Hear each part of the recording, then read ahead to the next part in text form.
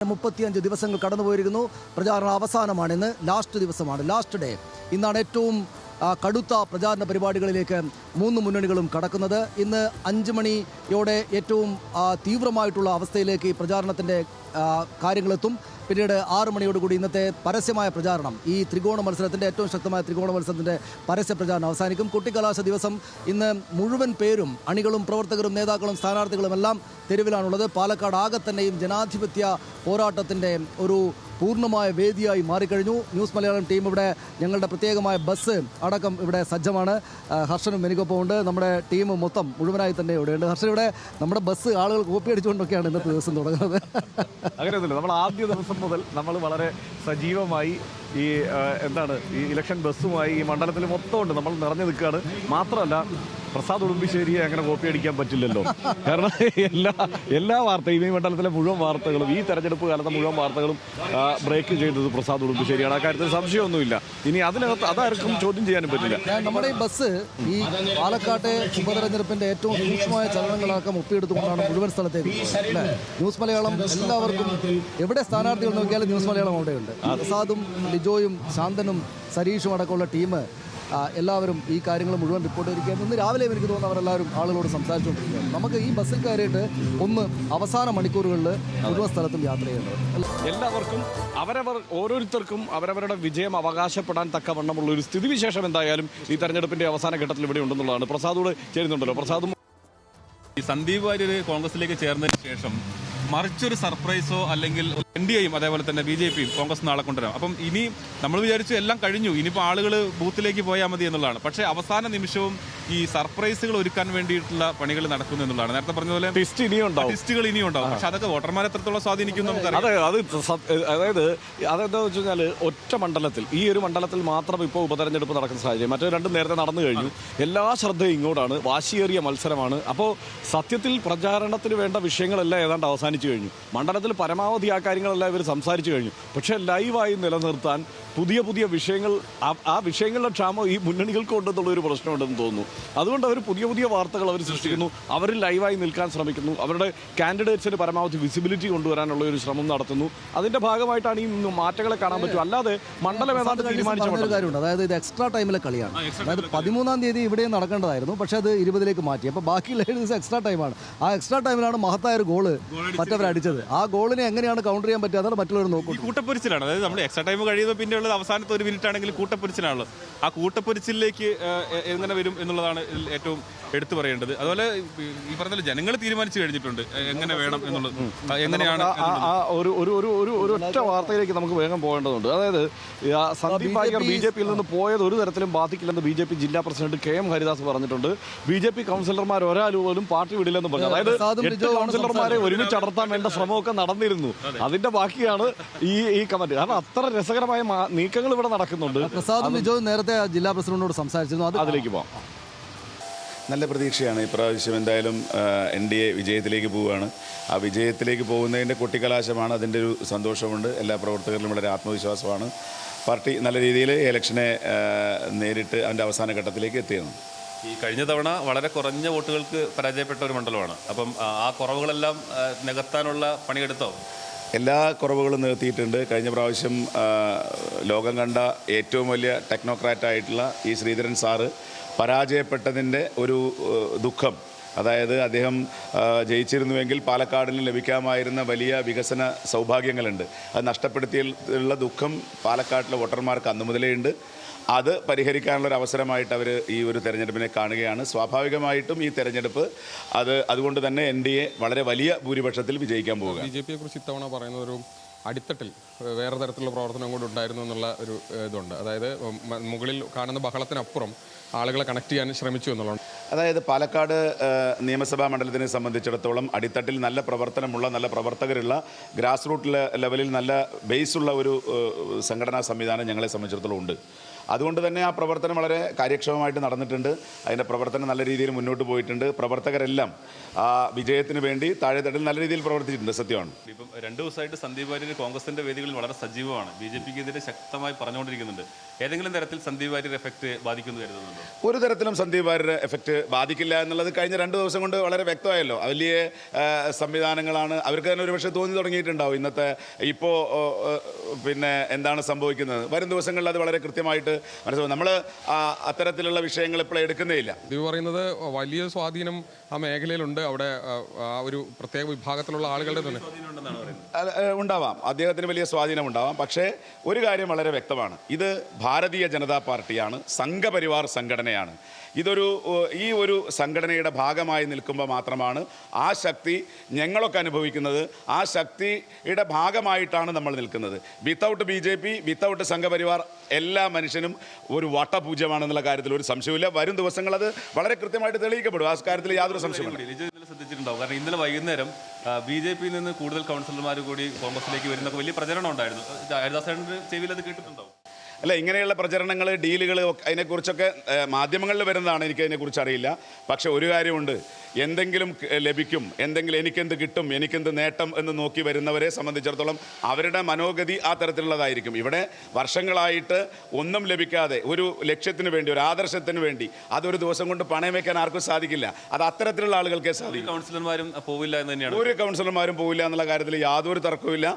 ഇവിടെ അത്തരത്തിലുള്ള ഒരു ചർച്ചയും നടക്കുന്നില്ല. ഇവിടെ സന്ദീപിൻ്റെ ഒരു വിഷയമല്ല.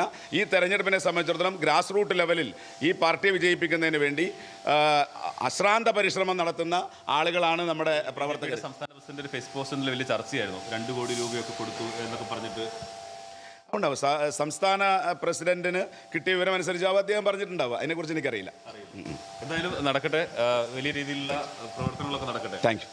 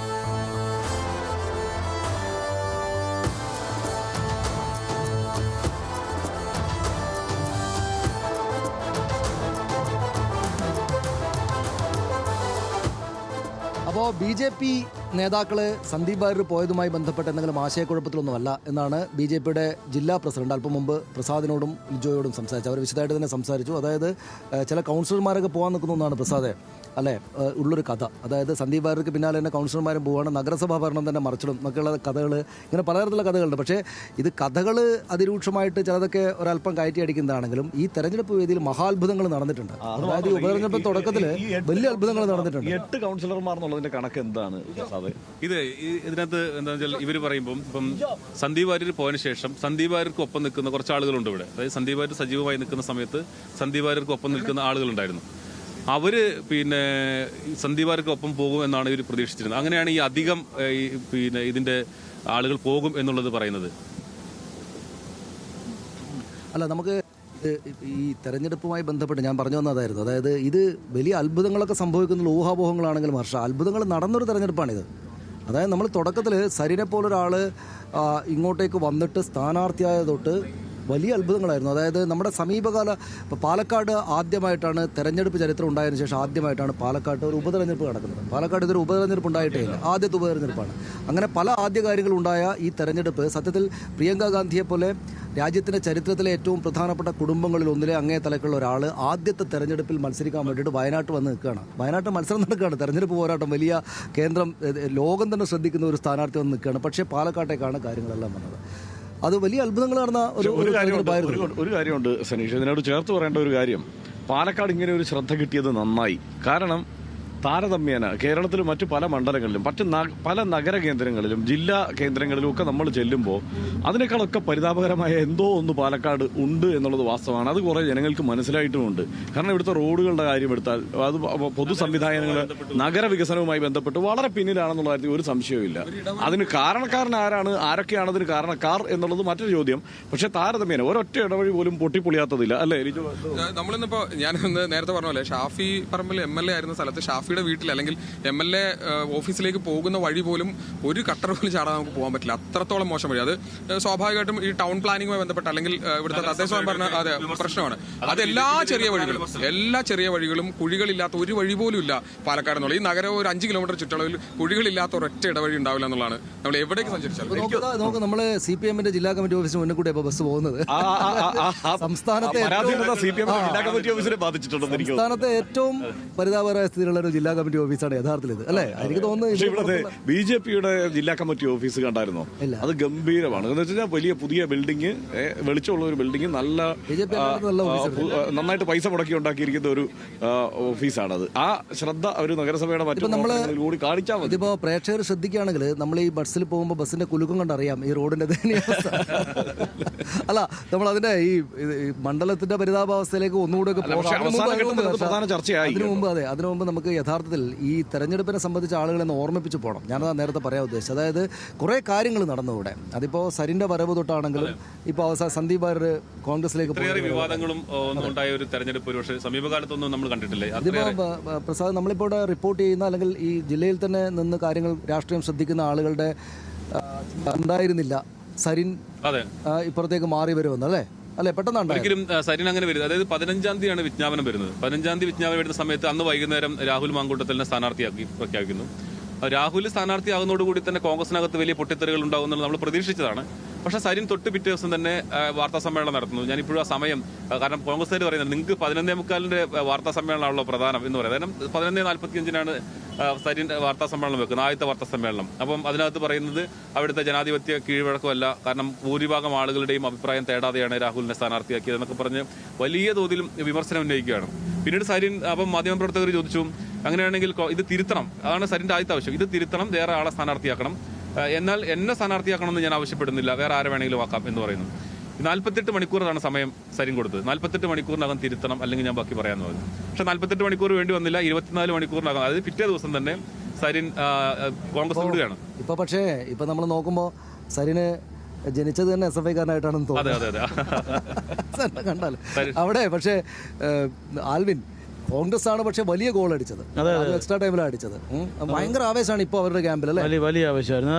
സന്ദീപ് വാര്യരുടെ വരവെന്ന് പറയുന്നത് ഒരു പക്ഷേ അതിനെ ന്യായീകരിക്കേണ്ടിയിട്ടുണ്ട്.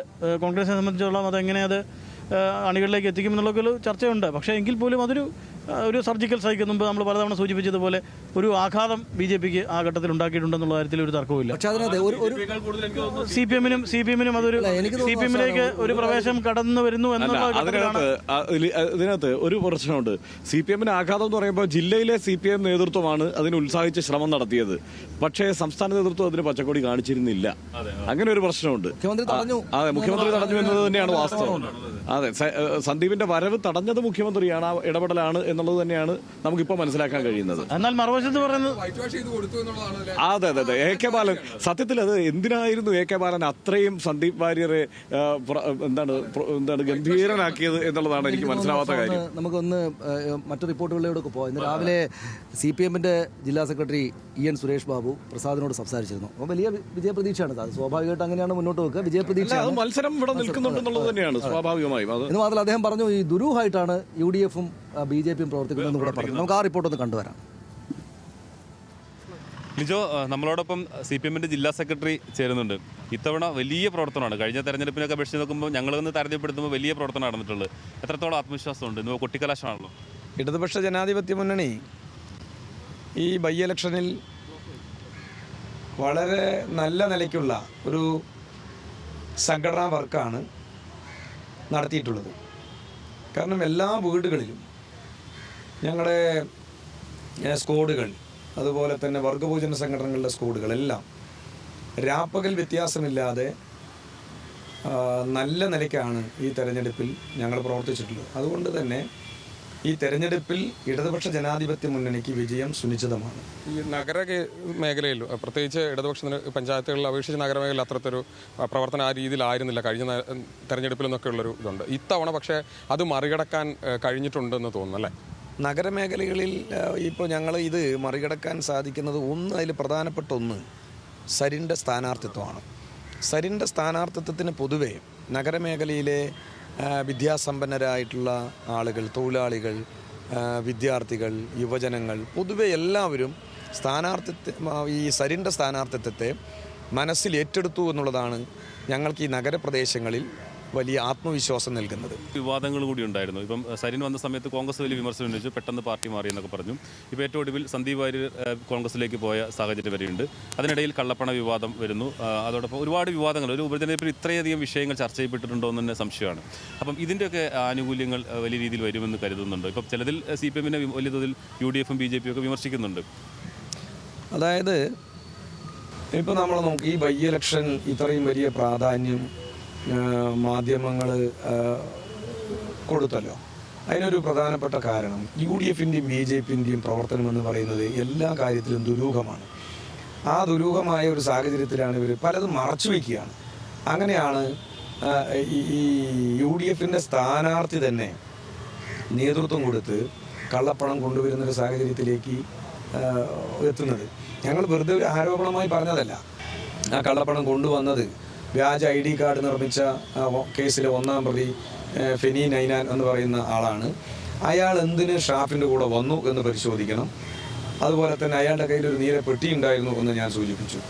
ഇതെല്ലാം ഞങ്ങൾ അന്ന് ആ ദിവസം ഞാൻ കേട്ടറിവിലാണ് യഥാർത്ഥത്തിൽ മാധ്യമങ്ങളോട് ഒരു ഉറപ്പിലല്ല ഞാൻ പറഞ്ഞത്, പരിശോധിക്കണമെന്നാണ് ഞാൻ പറഞ്ഞത്.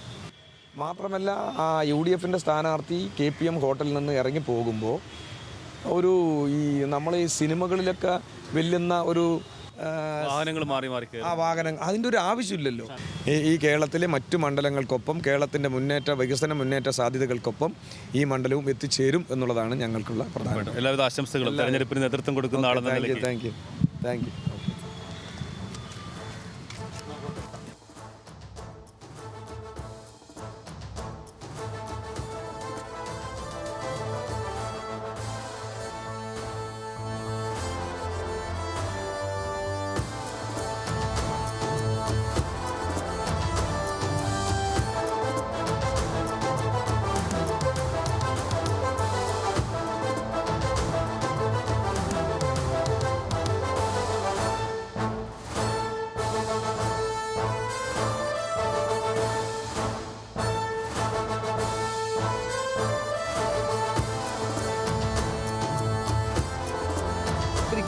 പാലക്കാട് നഗരത്തിലൂടെ ഈ ഇലക്ഷൻ ബസ് സ്വാഭാവികമായിട്ടും ഈ ചെന്ന് പോകുന്ന ഇടങ്ങളിലെല്ലാം ഈ തെരഞ്ഞെടുപ്പിൻ്റെ ശബ്ദഘോഷങ്ങളാണ് നമ്മൾ കേൾക്കുന്നത്. 3 മുന്നണികളുടെയും സ്ഥാനാർത്ഥികൾക്ക് വേണ്ടിയുള്ള പ്രചാരണ കോലാഹലങ്ങൾ ഇന്ന് രാവിലെ മുതൽ തന്നെ പാലക്കാട് നഗരത്തിൽ ആരംഭിച്ചിട്ടുണ്ട്. നഗരത്തിലും ചുറ്റുവട്ടത്തും ഇന്ന് വൈകുന്നേരത്തേക്ക് മാത്രമേ സമയമുള്ളൂ. ഇന്നാണ് കൊട്ടിക്കലാശം. ഇന്ന് പ്രചാരണത്തിൻ്റെ അവസാന ദിവസമാണ്. 35 ദിവസം നീണ്ടുനിന്ന പാലക്കാട്ടെ പ്രചാരണ പരിപാടികൾ ഇന്ന് 5 മണിയോടുകൂടി പൂർണ്ണമായിട്ട് തീരും. പിന്നീട് അങ്ങോട്ട് നിശബ്ദ പ്രചാരണമാണ്.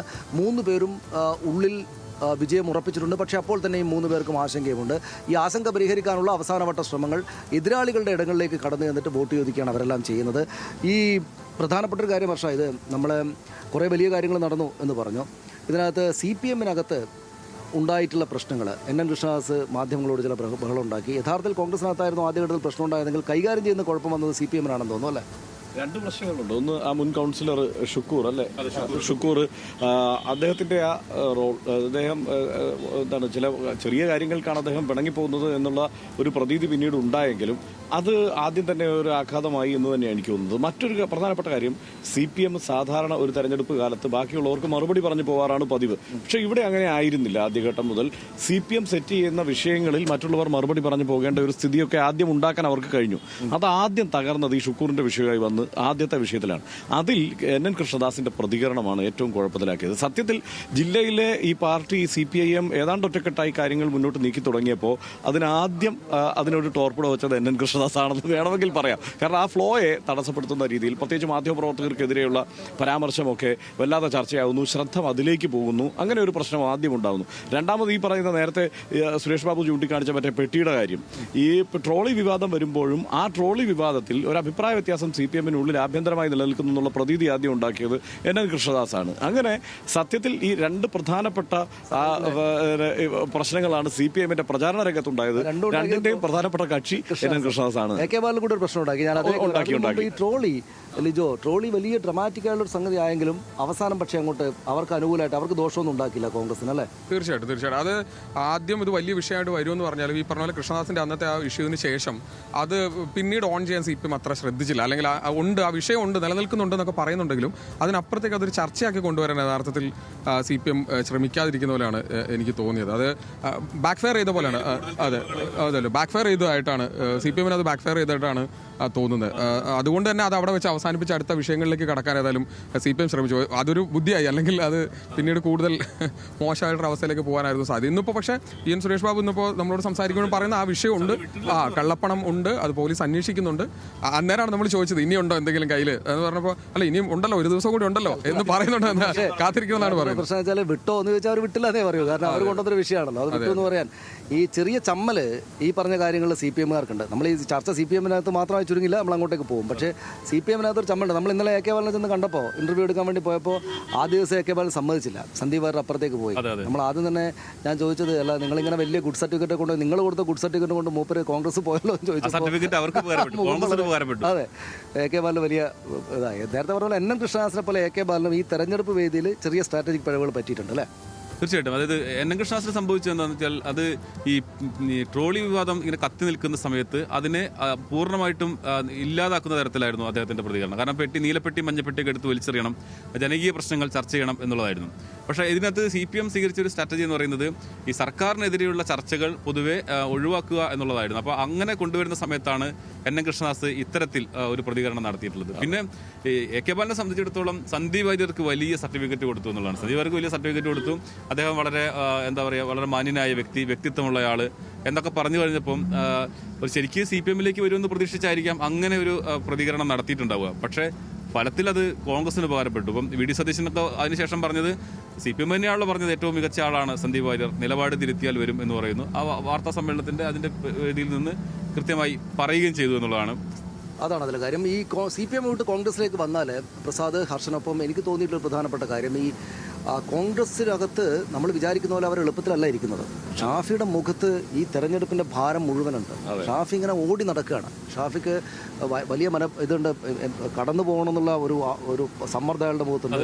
എനിക്ക് തോന്നുന്നു രാഹുൽ മാങ്കൂട്ടത്തേക്കാൾ കൂടുതൽ വലിയ ടെൻഷൻ ഷാഫി അടിച്ചുകൊണ്ടിരിക്കുകയാണ്. പിന്നെ നമ്മൾ ഈ പറയുമ്പോൾ അല്ലെങ്കിൽ പുറത്ത് സന്ദീപ് വാര്യരെ ഇങ്ങോട്ട് കൊണ്ടുവന്നതിൻ്റെ ഒരു രാഷ്ട്രീയ ഡ്രാമ നടത്തിയാലും വലുപ്പവും അത് വെൽ എക്സിക്യൂട്ട് ചെയ്തു എന്നതിലൊക്കെ കാര്യം മാറ്റിവെച്ചാൽ ഇത് പൂർണ്ണമായിട്ട് വോട്ട് വല്ല നിലക്കും ഇങ്ങോട്ട് എത്തിക്കുമോ എന്നുള്ള കാര്യത്തിൽ ആർക്കും യാതൊരു ഉറപ്പില്ല. സന്ദീപ് വാര്യർ വന്നുകൊണ്ട് 10 വോട്ട് കൂടുതൽ കിട്ടുമെന്ന് ചോദിച്ചാൽ വലിയ ഉറപ്പൊന്നും ആർക്കുമില്ല. എന്ന് മാത്രമല്ല സന്ദീപ് വാര്യർ വന്നുകൊണ്ട് മുസ്ലിം വോട്ടുകൾക്കിടയിൽ ഉണ്ടാക്കുന്ന പ്രശ്നങ്ങൾ എന്താണെന്ന് സംബന്ധിച്ചുള്ള ഒരു ആശയക്കുഴപ്പം അവിടെ നിൽക്കുന്നുണ്ട്. താനും നമ്മൾ ഈ കരുതുന്ന പോലെ കോൺഗ്രസ് ആകെപ്പാടെ ഹാപ്പി ആയിട്ട് നിൽക്കുകയല്ല, അല്ലേ ആൽവിൻ? അല്ല, അതിൽ കോൺഗ്രസ് ചെയ്തൊരു കാര്യം എന്ന് പറയുന്നത് കൃത്യമായി അത് മുസ്ലിം ലീഗുമായി ആദ്യം ഒരു ചർച്ച ഇവർ നടത്തിയിരുന്നു.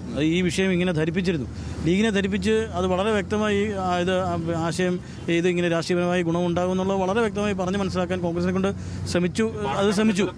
സ്വാഭാവികമായിട്ടും പാണക്കാട്ടേക്ക് സന്ദീപ് വാര്യർ തൊട്ടടുത്ത ദിവസം തന്നെ പോകുന്നു. അപ്പോൾ ആ ഒരു അതെ അതിലേക്കൊക്കെ പോയപ്പോൾ സ്വാഭാവികമായിട്ടും അത് അങ്ങനെ ഒരു നിലയിലേക്ക് പോകാൻ കഴിയില്ല. പക്ഷേ ഈ എത്ര വോട്ടുകൾ വരുമെന്നൊന്നും പറയാൻ കഴിയില്ല. ഈ സന്ദീപ് വാര്യരുടെ വരവ് എത്രത്തോളം ഗുണം ചെയ്യുമെന്നുള്ളത് അവിടെ എനിക്ക് തോന്നുന്നു ഹർഷ, അതായത് മുഖ്യമന്ത്രിയുടെ ഇത് വളരെ തന്ത്രപരമായിട്ടൊരു സമീപനമായിരുന്നു. അതായത് മുഖ്യമന്ത്രി മുസ്ലിം ലീഗിനോട് പൊതുവിൽ മൃദു സമീപനം സ്വീകരിക്കുന്ന CPM നേതാക്കൾ ഒരാളാണ്. അതിൽ തന്നെ പാണക്കാട്ട് തങ്ങളെ, പാണക്കാട്ട് കുടുംബത്തെയൊക്കെ വിമർശിക്കുക എന്നത് മൂപ്പരുടെ നിഘണ്ടുവിലേ ഇല്ല, അങ്ങനെ ഒരിക്കലും ചെയ്യാറില്ല. പക്ഷേ ഇന്നലെ മൂപ്പര് ഹൈദരലി തങ്ങള്, മറ്റേ ആദ്യത്തെ സാദിഖ് അലി തങ്ങള് മുതിർന്ന തങ്ങളെ പോലെ ആയില്ല, ജമാഅത്തെ ഇസ്ലാമിയാൽ നയിക്കപ്പെടുന്ന തങ്ങളാണ് അദ്ദേഹം എന്ന് പറയുന്നത്. വെച്ചാൽ കടുത്ത ആക്ഷേപമാണത്, കടുത്ത വിമർശനമാണത്. അതായത് ജമാഅത്തെ ഇസ്ലാമിയാൽ നയിക്കപ്പെടുന്ന ഒരു പാണക്കാട് തങ്ങൾ എന്ന് വെച്ചാൽ അതിനേക്കാൾ കൂടുതൽ കടുത്തൊരു വിമർശനമില്ല. അപ്പോൾ സ്വാഭാവികമായിട്ടും വോട്ടർമാർ, മുസ്ലിം വോട്ടർമാർക്കിടയിലുള്ള ഒരു കൺസോളിഡേഷൻ മൂപ്പർ ഉദ്ദേശിച്ചിട്ടുണ്ട് ആ വാക്കുകൊണ്ട്. അതിനകത്തൊരു പ്രശ്നമുണ്ട്. അത് നമ്മൾ ചരിത്രം പരിശോധിച്ച് വരണം. കഴിഞ്ഞ കുറച്ച് കാലമായി ജമാഅത്തെ ഇസ്ലാമിയുടെ സ്വാധീനം മൊത്തത്തിൽ ഇപ്പോൾ രാഷ്ട്രീയ വിഷയങ്ങളിൽ മുസ്ലിം സാമാന്യത്തെ ബാധിക്കുന്നുണ്ട് എന്നുള്ളത് വാസ്തവമാണ്, അല്ലെങ്കിൽ സ്വാധീനിക്കുന്നുണ്ട് എന്നുള്ളത് വാസ്തവമാണ്.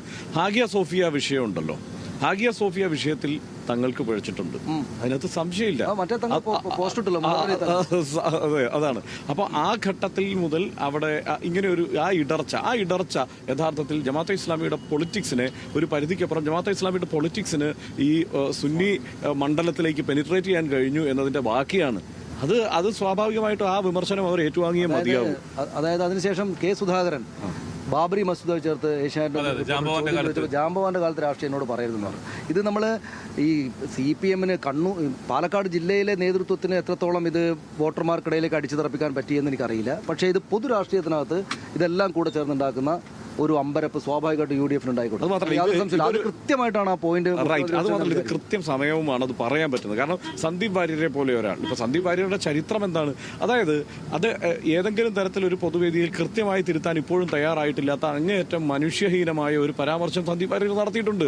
കാശ്മീരിലെ പ്രശ്നം പരിഹരിക്കണമെങ്കിൽ കുറേ ആളുകളുടെ കഴുത്തിൽ ടയറിട്ട് 10,000, 3,000, 4,000 എണ്ണത്തിനെ കത്തിച്ചങ്ങ് കൊന്നാൽ മതിയാകും, അല്ലെങ്കിൽ ഒരു ജിനോസൈഡ് എന്നുള്ളത് മസ്റ്റാണ് എന്ന് പരാമർശിച്ച ഒരാൾ. അത് കേരളത്തിൽ നേരത്തെ സനീഷ് കഴിഞ്ഞ ദിവസം പറഞ്ഞതുപോലെ കേരളത്തിൽ ഏതെങ്കിലും ഒരു BJP നേതാവ് പറഞ്ഞിട്ടില്ലാത്ത പരാമർശമാണത്.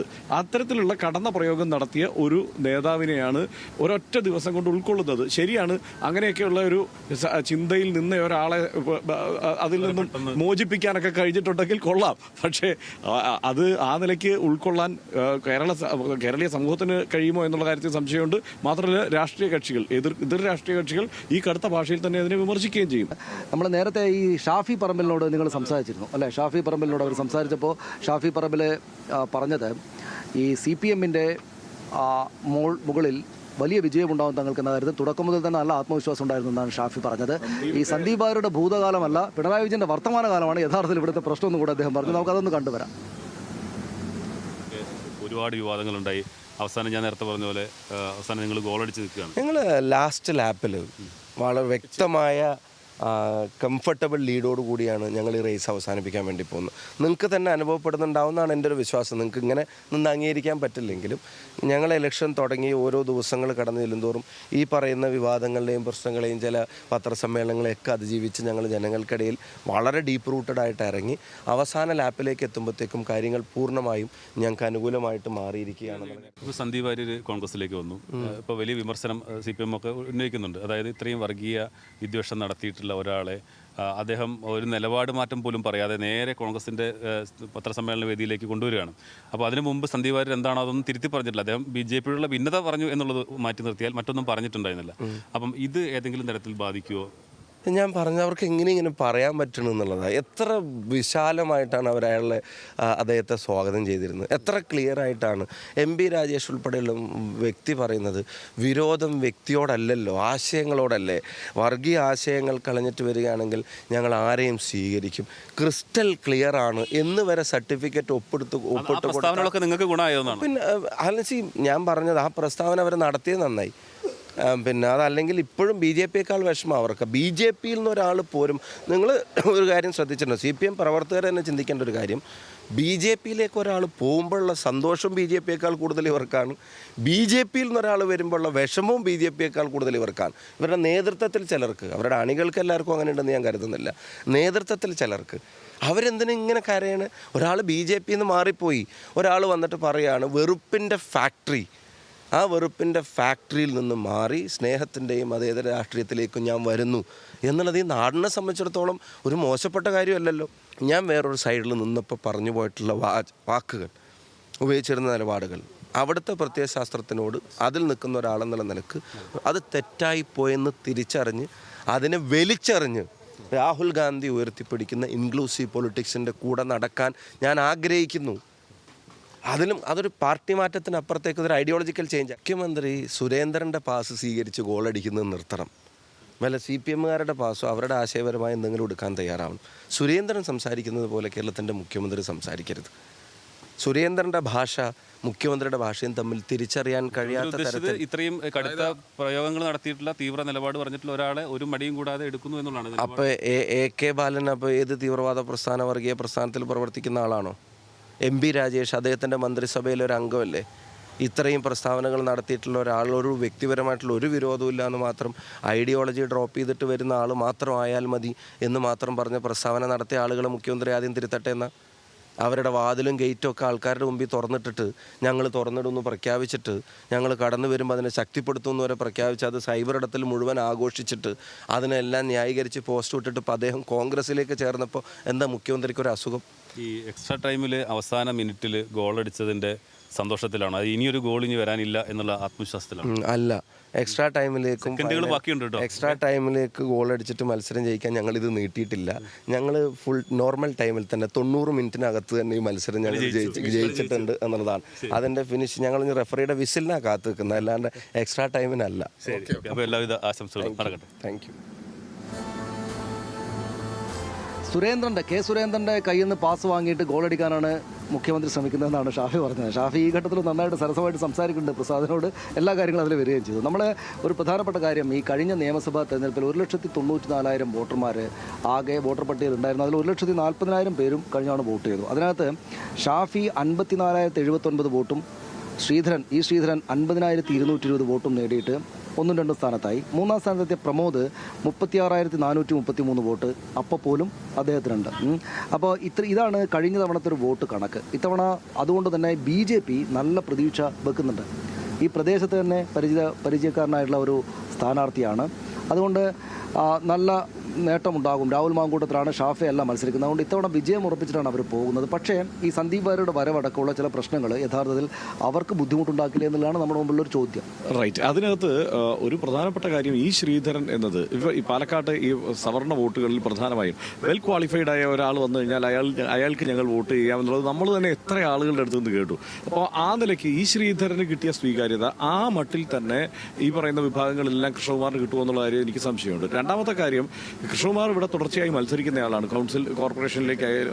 മുനിസിപ്പൽ കൗൺസിലിലേക്കായാലും നിയമസഭാ തെരഞ്ഞെടുപ്പിലായാലും ഒക്കെ ജില്ലയിൽ നിന്ന് നിരന്തരം മത്സരിച്ചു വരുന്ന ഒരാളാണ്. ആ ആൾക്ക് എത്ര പെർഫോം ചെയ്യാൻ കഴിയും? വോട്ട് വർദ്ധിപ്പിച്ചിട്ടുണ്ട് കേട്ടോ, അതിനകത്ത് സംശയമൊന്നുമില്ല, നല്ല സ്വാധീനമുണ്ട്, വോട്ട് വർദ്ധിപ്പിച്ചിട്ടുണ്ട്. പക്ഷേ അത് ആ നിലയ്ക്ക് ഈ ശ്രീധരന്റെ വോട്ട് ശതമാനത്തെ കടത്തി വെട്ടാൻ പാകത്തിനുള്ള ഒരു പെർഫോമൻസ് അദ്ദേഹത്തിന് നടത്താൻ കഴിയുമോ എന്ന പറ്റി സംശയമുണ്ട്. പിന്നെ ഏറ്റവും ഒടുവിൽ പറഞ്ഞ ഈ സന്ദീപ് വാര്യരുടെ കാര്യം, ഇതിൽ ഏറ്റവും പ്രധാനപ്പെട്ട കാര്യം, നമ്മൾ ആനുപാതികമായ വളർച്ച പാലക്കാട് മണ്ഡലത്തിൽ BJPക്ക് ഉണ്ടായിട്ടുണ്ടോ എന്നത് പരിശോധിച്ചാൽ 1971 മുതലുള്ള കണക്കെടുത്ത് പരിശോധിച്ചാൽ ആ കാര്യത്തിലും സംശയമാണ്. കാരണം അന്ന് ഈ ദേവകിയമ്മ മത്സരിക്കുന്ന കാലത്ത് ദീപം ചിഹ്നത്തിൽ ഏതാണ്ട് 19,000 മേൽ വോട്ട് അന്ന് കിട്ടിയതാണ്. ആ കാലത്ത് അതിനുശേഷം AKGക്ക് എതിരെ മത്സരിക്കുമ്പോൾ അതിനുശേഷം ഇങ്ങോട്ട് അതിനനുസരിച്ചുള്ള ഒരു വളർച്ച നേടാൻ കഴിഞ്ഞിട്ടുണ്ടോ എന്നുള്ള സംശയം. നേരത്തെ തന്നെ 79-ലോ മറ്റോ തന്നെ നല്ല 2-ാം സ്ഥാനത്ത് എത്തിയിട്ടുണ്ട്.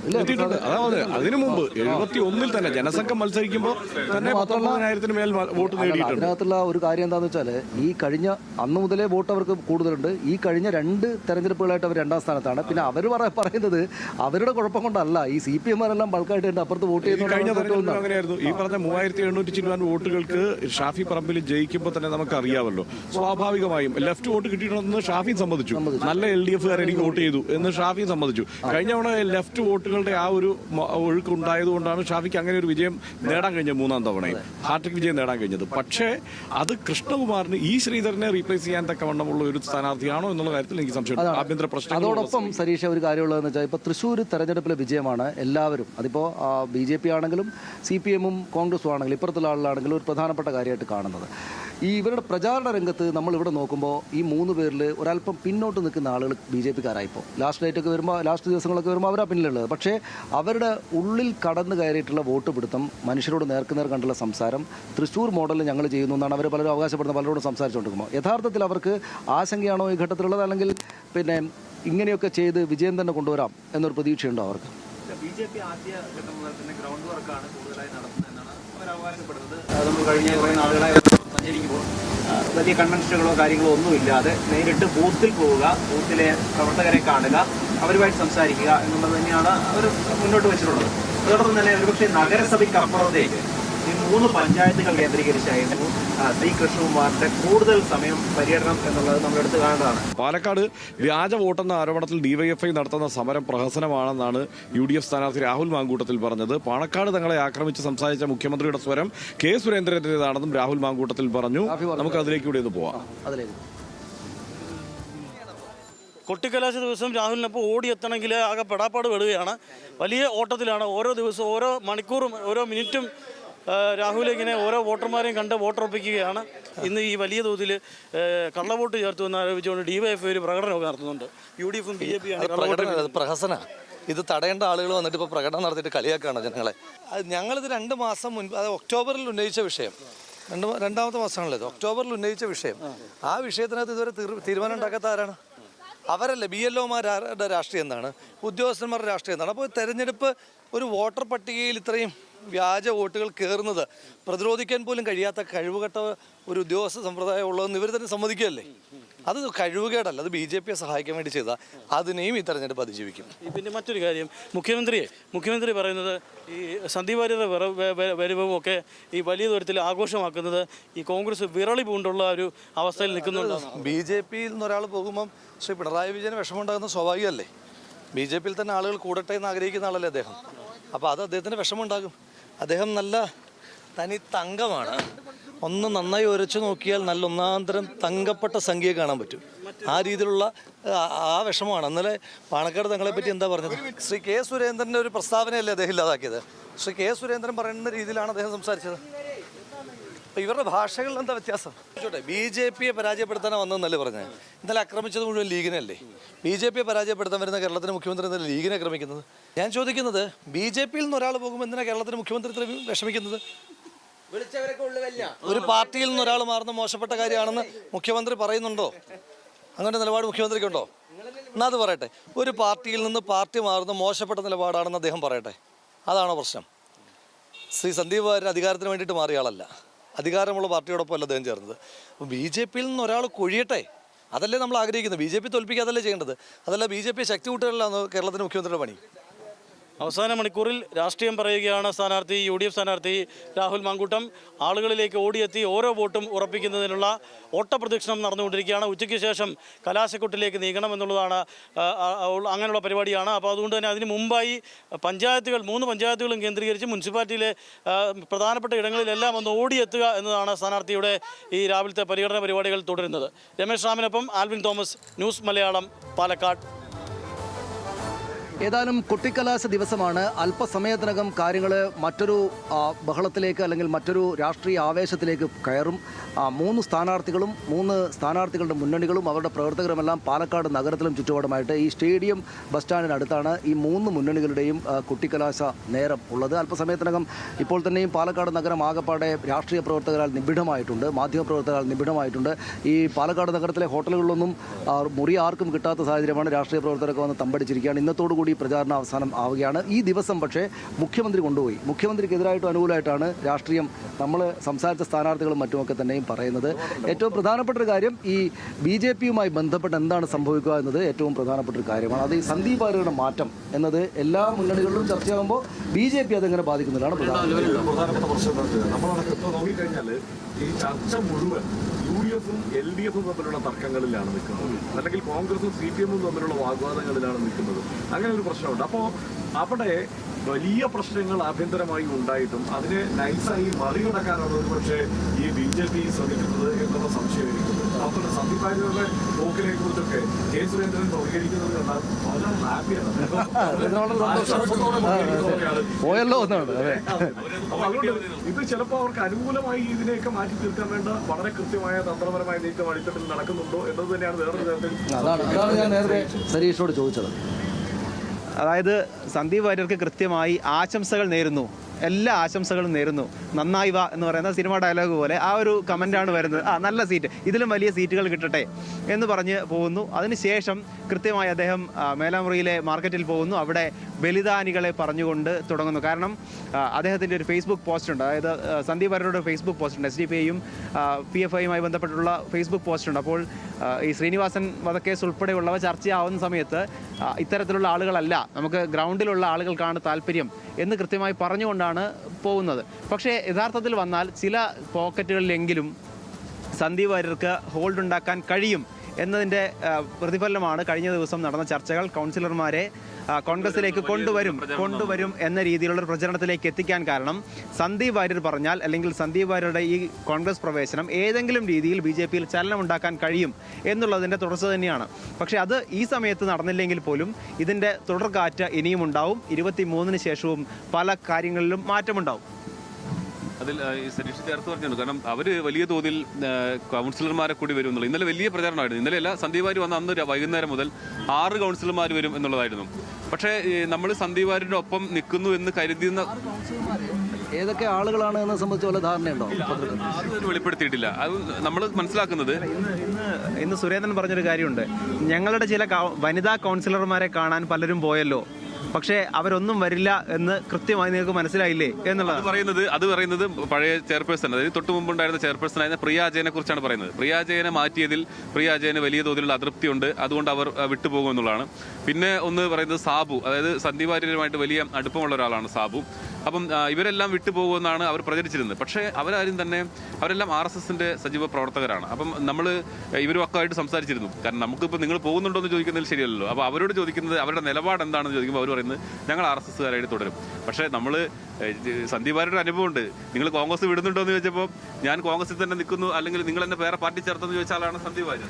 ഇതിനകത്ത് ഈ അതൃപ്തി ഉണ്ട് എന്നുള്ള ഒരു കാര്യം വസ്തുതയാണ്. ഇപ്പം നമ്മൾ പാലക്കാട് നഗരത്തിൽ ഇറങ്ങിയിട്ട് രാഷ്ട്രീയം ചർച്ച ചെയ്യുമ്പോൾ എല്ലാവരും മൂത്താൻ എന്നുള്ള സമുദായത്തെ സംബന്ധിച്ച് പറയും. ഒരു 15 തൊട്ട് 20,000 വരെ വോട്ട് അവർക്കുണ്ട്. നിശ്ചയമായിട്ടും BJPക്ക് പോകുന്ന വോട്ടുകളാണ്. പക്ഷേ ഇത്തവണ അവിടെ പോലും ഇളകുന്നതാണ് ഈ ഇടതുപക്ഷത്തൊക്കെയുള്ള രാഷ്ട്രീയ നിരീക്ഷകർ പറയുന്നത്. അവർ ചൂണ്ടിക്കാണിക്കുന്ന ഒരു കാര്യം, ഇത്തവണ അരിവാൾ ചുറ്റിക നക്ഷത്രമല്ല ചിഹ്നം എന്നതുകൊണ്ടും സരിനെ പോലെ എല്ലാവർക്കും സ്വീകാര്യനായിട്ടുള്ള ഒരാളാണ് എന്നതുകൊണ്ടും അദ്ദേഹത്തിൻ്റെ ഉയർന്ന വിദ്യാഭ്യാസ യോഗ്യത എന്നത് പ്രധാനപ്പെട്ട ഒരു ഘടകമായതുകൊണ്ടും ഇന്നിപ്പോൾ മാതൃഭൂമിയുടെ ഒരു 4 പേജ് പുള്ളൗട്ട് CPM LDF ഇറക്കിയിട്ടുണ്ട്. അതിനകത്ത് പ്രധാനമായിട്ടും പറയുന്നത് ഒരു വരി ഇങ്ങനെയാണ്, അതായത് രാജ്യത്തിൻ്റെ CA&AG എന്ന ഉന്നത പദവി വരെ എത്താവുന്നയാളായിരുന്നു സരിൻ എന്നാണ് പറയുന്നത്. ആ വിദ്യാഭ്യാസ യോഗ്യതയ്ക്ക് മാതൃഭൂമി പത്രത്തിലൂടെ എല്ലായിടത്തും പ്രചരിപ്പിക്കുക ഇന്നത്തെ ദിവസം വരെ. അപ്പോൾ ഇംഗ്ലീഷ് പത്രം, ഹിന്ദു പത്രം. അപ്പം ഞാൻ ചോദിക്കുന്നത് ഒറ്റ കാര്യം, അതിനകത്ത് ഈ യഥാർത്ഥത്തിൽ ഇങ്ങനെ പോകുന്ന ഈ വോട്ടുണ്ടല്ലോ, ഈ BJP RSS വോട്ടുകൾ ഈ സാധാരണഗതിയിൽ LDFന് ഒരു തരത്തിലും കിട്ടേണ്ടതല്ല, പക്ഷെ അത് സരിനിലേക്ക് എത്താൻ സാധ്യത എത്രത്തോളമാണ്? ഇപ്പം അത് നമുക്ക്, കാരണം സരിനെ സംബന്ധിച്ചിടത്തോളം സരിൻ ഒരു മികച്ച സ്ഥാനാർത്ഥിയാണ് എന്നുള്ളതാണ് LDFന്റെ അവകാശവാദം. കാരണം അവർ ഏറ്റവും വലിയ പ്രതിസന്ധി ഉണ്ടായിരുന്നത് ഈ നഗരത്തിൽ, പാലക്കാട് നഗരസഭയ്ക്കുള്ളിലുള്ള വോട്ടർമാരെ ഇതുവരെ LDF സ്ഥാനാർത്ഥികൾക്ക് വലിയ തോതിൽ സ്വാധീനിക്കാൻ കഴിഞ്ഞിട്ടില്ല. മുമ്പ് ജയിച്ചിട്ടുണ്ടെങ്കിൽ പോലും പിന്നീട് വന്നത്, നമ്മളിപ്പോൾ കൃഷ്ണദാസ് മത്സരിച്ചപ്പോൾ പോലും 3ാം സ്ഥാനത്തേക്ക് പോകേണ്ടി വന്നു. അപ്പോൾ അതിനൊരു മാറ്റം കൊണ്ടുവരാൻ സരിന് കഴിയുമെന്നുള്ളതാണ് അവരുടെ ഒരു പ്രതീക്ഷ. അപ്പം ഈ കൽപ്പാത്തി പോലെയുള്ള സ്ഥലങ്ങളിൽ, അതുപോലെ തന്നെ BJPയുടെ ശക്തി കേന്ദ്രങ്ങളിൽ ഇവിടെ വലിയ തോതിൽ കൊട്ടിക്കലാശത്തിനുള്ള ഒരുക്കങ്ങളാണ് നടക്കുന്നത് തൊട്ടുപറി. അപ്പം അതിനുള്ളൊരു പ്രതീക്ഷ അവർ വെച്ചു കൊടുക്കുന്നത്. അപ്പോൾ സരിൻ വലിയ തോതിൽ അവിടെ ക്യാമ്പ് ചെയ്തിട്ടുണ്ട്. പക്ഷെ അത് ശ്രമിക്കുന്നുണ്ട്. അതെ, എനിക്ക് അങ്ങനെ തോന്നിയത്. ഇപ്പം നമ്മൾ പറഞ്ഞ പോലെ ബോഡി ലാംഗ്വേജ് മുതൽ വിപ്ലവാദ്യം പറഞ്ഞുകൊണ്ട് പ്രസംഗം തുടങ്ങാൻ കഴിയുന്ന തരത്തിൽ സരിൻ ഈ ചുരുങ്ങിയ കാലം കൊണ്ട് മാറി എന്നുള്ളതാണ് ഒരു പ്രധാനപ്പെട്ട കാര്യം. മറ്റൊന്ന്, എല്ലാവരും പറയുന്ന പോലെ തന്നെ ഈ അഗ്രഹാരങ്ങളിലേക്കൊക്കെ നേരിട്ട്, ഇതിന് തൊട്ട് മുൻപ് ലോക്സഭാ തെരഞ്ഞെടുപ്പിൽ വിജയരാഘവൻ ആ പ്രദേശത്തേക്കൊന്ന് പോകാൻ പോലും കഴിയുന്ന, അല്ലെങ്കിൽ അവരോട് കമ്മ്യൂണിക്കേറ്റ് ചെയ്യാൻ പോലും കഴിയാത്ത നിലയിൽ നിന്ന് സരിൻ അഗ്രഹാരങ്ങൾക്കുള്ളിലേക്ക് കയറി അവരുടെ കാല് തൊട്ട് ഒഴുകുകയും എന്നെ കാണുമ്പോൾ കാണണം, നിങ്ങൾ ആ തരത്തിൽ പരിഗണിക്കണമെന്നും മകനാണെന്നും വേണമെങ്കിൽ അതിൽ ഒരു ഫിൽട്ടർ കോഫി കുടിക്കാനൊക്കെ ആ തരത്തിൽ ഒരു ഫ്ലെക്സിബിലിറ്റി ഉണ്ടാക്കണം. കൽപ്പാത്തിയിൽ അദ്ദേഹം പ്രചരണം നടത്തി കഴിഞ്ഞു. 6 തവണ കൽപ്പാത്തിയിൽ മാത്രം അദ്ദേഹം പ്രചരണം നടത്തി കഴിഞ്ഞു. സരിൻ മാത്രം 6 തവണ കയറി കഴിഞ്ഞു. ഞങ്ങൾക്ക് കയറാൻ പറ്റാത്ത പലയിടത്തും കയറാൻ പറ്റിയെന്നുള്ളതാണ് CPM-കാർ പോലും പറയും, സരിനെ കുറിച്ച് പറയും. അതെ, അത് 2 തരത്തിലുണ്ട് കേട്ടോ. ഇപ്പുറത്ത് UDF ആണെങ്കിലും അവർ ഇതുവരെ പ്രചാരണം നടത്താതെ, നേരത്തെ മൂത്താൻ സമുദായത്തിന്റെ കാര്യം പറഞ്ഞുകൊണ്ടാണ് VD സതീശൻ ഏറ്റവും അഭിമാനത്തോടെ, ഇപ്പം ഞാൻ സതീശനോട് സംസാരിക്കുമ്പോൾ VD സതീശൻ ഏറ്റവും അഭിമാനത്തോടെ പറയുന്നത്, മൂത്താൻ സമുദായത്തിന്, മൂത്താൻതറ അടക്കമുള്ള പ്രദേശങ്ങളിൽ ഞങ്ങൾക്ക് പ്രചാരണത്തിന് കഴിയുമായിരുന്നില്ല, പക്ഷേ ഇത്തവണ ഞങ്ങൾ 3 റൗണ്ട് പ്രചാരണം അവിടെ നടത്തി എന്നുള്ളതാണ്. ഇപ്പുറത്ത് ഈ പറയുന്ന കൽപ്പാത്തി മേഖലയിൽ LDF ആ പഞ്ചായത്തിൽ കയറാറില്ല. അവിടെ നമ്മളിപ്പോൾ LDFന്റെ ഒരു പ്രതിനിധിയുടെ പ്രതികരണം എടുക്കാൻ വേണ്ടിയിട്ട് പരതണം അവിടെ ഒരാളെ. അപ്പോൾ അപ്പുറത്ത് വേറെ ഏതെങ്കിലും ഗ്രാമത്തിൽ നിന്ന് വരുന്ന ഒരാളെയൊക്കെയാണ് നമുക്ക് കിട്ടുക, നമുക്ക് തന്നെ. പക്ഷെ അവിടെ സരിൻ 6 റൗണ്ട് പ്രചാരണത്തിന് കയറി എന്നുള്ളത്. അപ്പോൾ ഇത്തവണ പതിവ് രീതിയിൽ നിന്ന് വ്യത്യസ്തമായി ഈ പോക്കറ്റുകളിലെല്ലാം പ്രചാരണത്തിന്. വേറൊന്ന്, ക്രിസ്ത്യൻ ബെൽറ്റിൽ ഒരു 10,500 വോട്ട് ക്രിസ്ത്യൻ വോട്ടുകളുള്ള അവിടെ BJPയുടെ പ്രചാരണം വളരെ കൃത്യമായി എത്തി. BJPയുടെ പ്രചാരണം വളരെ കൃത്യമായി അവിടെ എത്തി. അപ്പോൾ ഇങ്ങനെ എല്ലാ സാമുദായിക വിഭാഗങ്ങളിലും സൂക്ഷ്മമായി ഇതുവരെ പ്രചാരണം നടത്താത്ത ആളുകൾ ആ പ്രദേശങ്ങളിലെല്ലാം കടന്നു കയറി എന്നുള്ളത്. ഇവിടെ വേറൊരു പ്രത്യേകതയുള്ളത് എന്താണെന്ന് വെച്ച് കഴിഞ്ഞാൽ, ഇപ്പോൾ ഉറുദു സംസാരിക്കുന്ന ആളുകളുണ്ട്, പഠാണികൾ. അതുപോലെ ഈ പറയുന്ന തെലുങ്ക് സംസാരിക്കുന്ന തെലുങ്ക് ചെട്ടി വിഭാഗത്തിൽപ്പെട്ട ആളുകളുണ്ട്. തമിഴ് സംസാരിക്കുന്ന വലിയൊരു വിഭാഗം ആളുകളുണ്ട്. കേരളത്തിൽ ഇപ്പോൾ നമ്മൾ കാസർഗോഡൊക്കെ പറയുന്നത് പോലെ ഭാഷാ ന്യൂനപക്ഷങ്ങളും വിവിധ ഭാഷകളിൽ ഇങ്ങനെ വിവിധ ഭാഷകൾ സംസാരിക്കുന്ന പോക്കറ്റുകൾ ഇങ്ങനെ പലതുണ്ട്. ഇവരൊക്കെ കാലാകാലങ്ങളായി, ഇപ്പോൾ മൂത്താൻ സമുദായത്തിൻ്റെ കാര്യം പറഞ്ഞാൽ ഇവിടെ RSS കൊണ്ടുവന്നവരാണ്. അത്ര സംഘത്തിൻ്റെ ഉറച്ച വോട്ടാണ്. അവരിലേക്ക് ആദ്യമായിട്ടാണ് ഈ പറയുന്ന കോൺഗ്രസിന് പ്രചാരണത്തിന് കടന്നു കയറാൻ പറ്റിയിരിക്കുന്നത് എന്നുള്ളതാണ്. അതിൽ വേറൊരു കാര്യമാണ്, ഈ സന്ദീപ് വാര്യർ പ്രവർത്തകരുടെ കുടുംബ ബന്ധങ്ങൾ, അമ്മയുടെ ബന്ധം അടക്കം ഈ സമുദായത്തിനുള്ളിൽ കിടക്കുന്നുണ്ടെന്നുള്ളത് മറ്റൊരു കാര്യമാണ്. അപ്പോൾ ഇതൊന്നൊക്കെ എങ്ങനെയാണ് വരിക എന്നൊന്നും, എങ്ങനെ ഇത് വർക്കൗട്ട് ചെയ്യുമെന്ന് പറയാൻ പറ്റില്ല. നമുക്കൊന്നും എനിക്ക് തോന്നുന്നു പിന്നെ ഒരു റൗണ്ട് കൂടെ നമ്മൾ ബസ് ഇങ്ങനെ ഓടിക്കൊണ്ടിരിക്കുകയാണ്. പാലക്കാട് നഗരം ഏതാണ്ട് ചുറ്റിയിട്ടുണ്ട്. 1 മണിക്കൂറോളായി നമ്മളിങ്ങനെ സഞ്ചരിച്ചുകൊണ്ടേ ഇരിക്കുകയാണ്.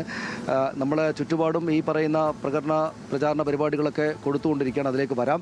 ഈ വളരെ വലിയ ആത്മവിശ്വാസത്തിലാണ് സരിൻ ഇന്നുമുള്ളത്. സരിൻ നിറഞ്ഞ ചിരിയോടെയാണ് ഓരോ ദിവസവും. എനിക്ക് തോന്നുന്നു ഈ 3 സ്ഥാനാർത്ഥികൾ ഏറ്റവും ആത്മവിശ്വാസം മുഖത്ത് കാണുന്ന ആൾ സരിനാണ്. 3ാം സ്ഥാനത്ത് നിൽക്കുന്ന മുന്നണിയുടെ സ്ഥാനാർത്ഥിയാണ്. പക്ഷേ അദ്ദേഹം തികഞ്ഞ ആത്മവിശ്വാസമാണ്. നേരത്തെ ഞങ്ങളുടെ പ്രതിനിധികളോട് അദ്ദേഹം സംസാരിച്ചിരുന്നു. അതിലേക്ക് പ്രചരണത്തിന്റെ ഒരു അവസാന ഘട്ടം, വലിയ സ്വീകരണങ്ങൾ, ആവേശം നൽകുന്ന സ്വീകരണങ്ങൾ, എന്തെല്ലാം അവസാന ഘട്ടത്തിൽ പ്രതീക്ഷിക്കുന്നത്? ജനങ്ങളുടെ വോട്ടാണ് ഏറ്റവും അവസാനമായിട്ട് നമുക്ക് പ്രതീക്ഷിക്കാനുള്ളതിലോ. അതുകൊണ്ട് തന്നെ അത് അറിഞ്ഞ് ചെയ്യുന്നവരായി ഓരോ പാലക്കാടത്തെ വോട്ടർമാരും മാറിയിട്ടുണ്ട് എന്നുള്ളതാണ് നമുക്ക് മനസ്സിലാവുന്നത്. എല്ലാ വിഷയങ്ങളും തെരഞ്ഞെടുപ്പിൽ ചർച്ചയായി അത് ഈ വോട്ടർമാർക്ക് ഇടയിൽ എത്തി എന്ന് പ്രതീക്ഷിക്കാവുന്നതാണ്. ജനങ്ങൾ കൃത്യമായിട്ട് കാര്യങ്ങൾ മനസ്സിലാക്കി കഴിഞ്ഞു എന്നാണ് ഞങ്ങൾ വിലയിരുത്തുന്നത്. അവരിലേക്കെല്ലാം എത്തിക്കാൻ കഴിഞ്ഞു കൂടി ഉണ്ടാവണം, മറക്കരുത്. അപ്പോൾ ആ രീതിയിൽ ജനങ്ങളോട് നമ്മൾ പറയാനുള്ളതെല്ലാം പങ്കുവച്ചു, അവരത് ഏറ്റെടുത്തു, അതിൻ്റെ പരിഹാരങ്ങൾ നിർദ്ദേശിച്ചു, വാക്കുകൊടുത്തു ജനങ്ങൾക്ക് ഇന്ന കാര്യങ്ങൾ ചെയ്യുമെന്ന് ബൃഹത്തായ ഒരു മാനിഫെസ്റ്റോ ജനങ്ങൾ മുന്നിലേക്ക് അവതരിപ്പിച്ചിട്ടുണ്ട്. എന്തു തന്നെയായാലും വോട്ട് ചെയ്യുമെന്ന് ജനങ്ങൾ മനസ്സിൽ ഉറപ്പിച്ചു കഴിഞ്ഞു എന്നാണ് വിശ്വസിക്കുന്നത്. എന്തെല്ലാം ആവശ്യങ്ങൾ മണ്ഡലത്തിലുണ്ട്, അല്ലെങ്കിൽ വോട്ടർമാർക്ക് ആവശ്യമുണ്ട് എന്നാണ് വോട്ടർമാരിൽ നിന്ന് ലഭിക്കുന്ന അവർ സംസാരിക്കുന്നത്? വ്യത്യസ്ത ജീവിത മാർഗങ്ങൾ തേടുന്നവരാണ് പാലക്കാട്ടത്തെ വോട്ടർമാർ. പൂക്കച്ചവടം അടക്കമുള്ള മാർക്കറ്റുകൾ പട്ടണത്തിനകത്ത് സജീവമാണ്. വ്യാപാര സ്ഥാപനങ്ങൾ, വലിയ വലിയ വ്യാപാര സ്ഥാപനങ്ങൾ, ആ സംഘടനകളുമായി ബന്ധപ്പെട്ട് നിൽക്കുന്നവർ, ചെറുകിട കച്ചവടക്കാർ, ഇതെല്ലാവരും ഈ ഭാഗങ്ങളിലെല്ലാം സജീവമായിട്ടുണ്ട്. അതിനോടൊപ്പം തന്നെ കാർഷിക മേഖലയും കായിക മേഖലയും ഒരുമിച്ച് എങ്ങനെ അഭിവൃദ്ധിപ്പെടുത്താം എന്നുള്ളതാണ് അവിടുത്തെ ആശങ്കകൾ പരിഹരിക്കാനും, പ്രത്യേകിച്ച് നെൽകൃഷിയുമായി ബന്ധപ്പെട്ട്. അപ്പോൾ അതൊക്കെ വലിയ രീതിയിൽ തന്നെ ചെയ്യുക എന്നും വലിയൊരു സ്പോർട്സ് അക്കാഡമിയുടെ മൾട്ടി സ്പോർട്സ് അക്കാഡമി, ഞാൻ ഈ കടയിൽ കയറും. കാരണം ഈ കടയുടെ പേരെന്താ?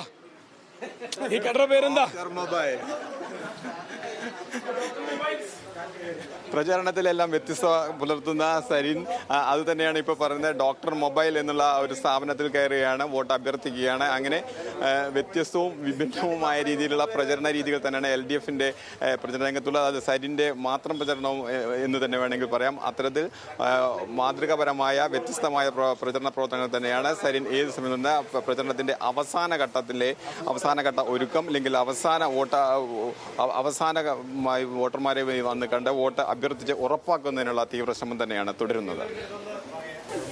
കലാശക്കൊട്ടിൻ്റെ അവസാന നിമിഷങ്ങളിലേക്ക് കടക്കുകയാണ്. ഇനി മണിക്കൂറുകൾ മാത്രമാണ് കലാശക്കൊട്ടിനുള്ളത്.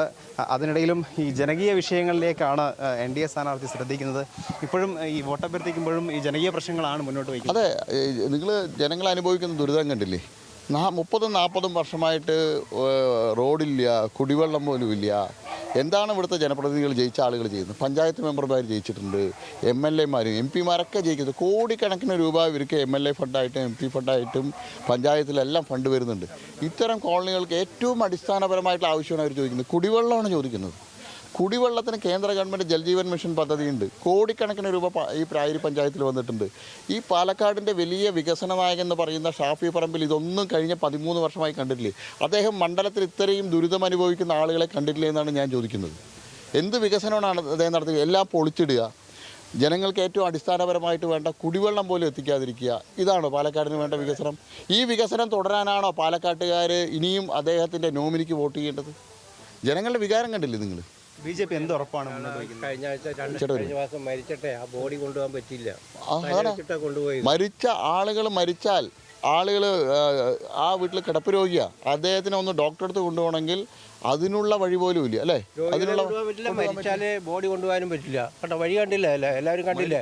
അപ്പോൾ അതൊന്നും മാറ്റി തരണം. നമുക്ക് വഴി പോലും നിർമ്മിച്ചു കൊടുക്കാത്ത ജനപ്രതിനിധികളാണ്. എന്തുറപ്പാണ് മുന്നോട്ട് വയ്ക്കുന്നത്?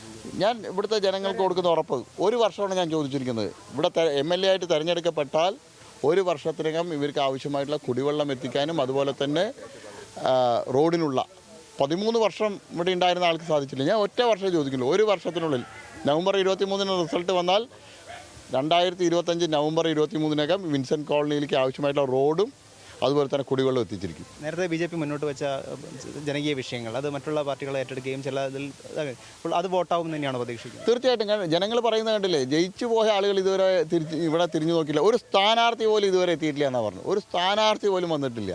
13 വർഷം ഒരു നിയോജക മണ്ഡലത്തിൻ്റെ MLA ആയിരുന്നാൽ ഈ പ്രദേശത്തേക്ക് തിരിഞ്ഞു നോക്കിയിട്ടില്ല. അപ്പോൾ ജനങ്ങളുടെ ഏറ്റവും അടിസ്ഥാനപരമായിട്ടുള്ള പ്രശ്നങ്ങളിൽ എന്ത് ഇടപെടലാണ് നടത്തിയിട്ടുള്ളത്? CPM കേരളം ഭരിക്കുന്ന പാർട്ടിയാണ്. നമ്മുടെ മന്ത്രി പാലക്കാട്ടുകാരനാണ്. അദ്ദേഹം ഇവിടെ 10 വർഷം MP ആയിരുന്ന ആളാണ്.